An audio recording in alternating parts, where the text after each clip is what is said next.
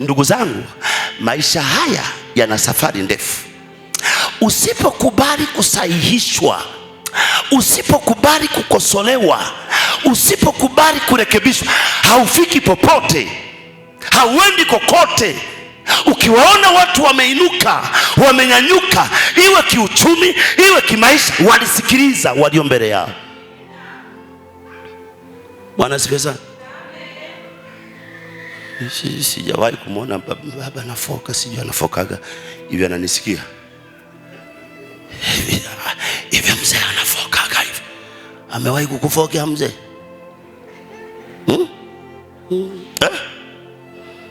Mimi anafahamu. Mwanangu, tuombe. Mungu atakusaidia. Sasa fikiria akakufokea, akakuonya. Ndio pale wengine anasema ameanza kunifokea. Na kuambia, kubali makofi, kubali vibao, lakini safari fanya nini?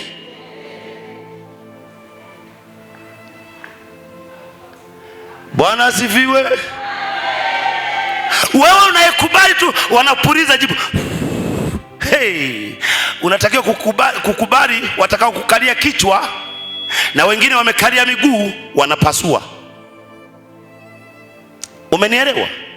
Neema ulioipata ya kuongozwa na baba huyu, shikilia, kumbatia, beba.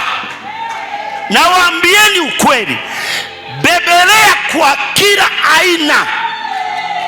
Sijajua nyie mnaelewa ninachoongea hivi, mnaelewa? Mwaka bana nilikuwa hapa, yani nimepiga magoti hapa, mnaniona hapa, na madhabahu haijabadilika. Haya, zoereni miujiza. Yani wewe umepewa yani box la dhahabu, lakini unafanya hivi.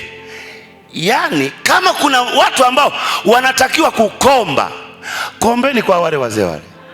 Sijui kama mnanielewa. Ukipokea hekima kwa hawa wazee, hautakuwa na sababu hizi hapa. Mimi nakwambia,